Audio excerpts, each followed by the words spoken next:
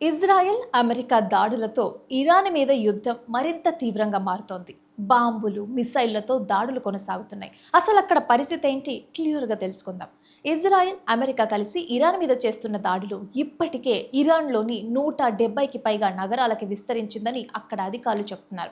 అయితే ఇప్పుడు ఇరాన్ రాజధాని టెహ్రాన్‌లో ఇంకా కొన్ని మేజర్ సిటీస్ మీద భారీ బాంబులు, మిసైళ్లతో దాడులు కొనసాగుతున్నాయని అక్కడ మీడియా చెప్తోంది. ఇప్పటివరకే ఇరాన్ మీద 5,000కి పైగా బాంబులు, 1000కి పైగా మిసైళ్లు ప్రయోగించినట్లుగా మీడియా చెప్తోంది. ఈ దాడులలో ఇరాన్‌కి చెందిన 300కి పైగా బాలిస్టిక్ మిసైల్ లాంచర్లు ధ్వంసమయ్యాయని ఇజ్రాయెల్ ప్రకటించింది. మరొక వైపు అమెరికా, ఇజ్రాయెల్ ఇరాన్‌లోని జనాల మీద విచక్షణ లేకుండా దాడులు చేస్తున్నారని తీవ్ర ఆగ్రహం వ్యక్తం చేస్తుంది.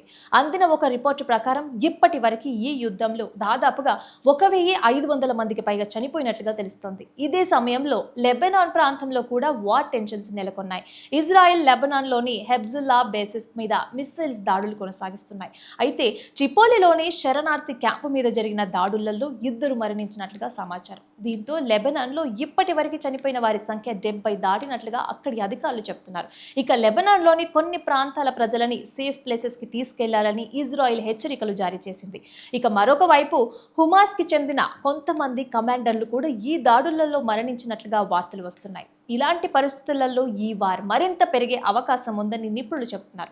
ఇదే సమయంలో రష్యా నుంచి చమురు కొనుగోలు విషయంలో భారతదేశానికి తాత్కాలిక మినహాయింపు ఇవ్వాలని అమెరికా కూడా ఆలోచిస్తున్నట్లుగా సమాచారం. ఈ యుద్ధ పరిస్థితుల నేపథ్యంలో వచ్చే 30 రోజుల వరకు కొన్ని ఆంక్షల విషయంలో సడలింపులు ఇవ్వవచ్చని అమెరికా ట్రెజరీ కార్యదర్శి స్కాట్ బెసెంట్ తెలియజేశారు. సో మొత్తానికి చూసుకున్నట్లయితే మధ్య ప్రాచ్యంలో పరిస్థితులు మరింత ఉద్రిక్తంగా మారుతున్నాయి. ఈ యుద్ధం ఎలా మారుతుందో, వచ్చే రోజులలో పరిస్థితి ఎలా ఉంటుందో ప్రపంచం మొత్తం గమనిస్తోంది. మరి ఇలాంటి మరిన్ని అప్డేట్స్ కోసం మా పేజ్ని ఫాలో చేయండి.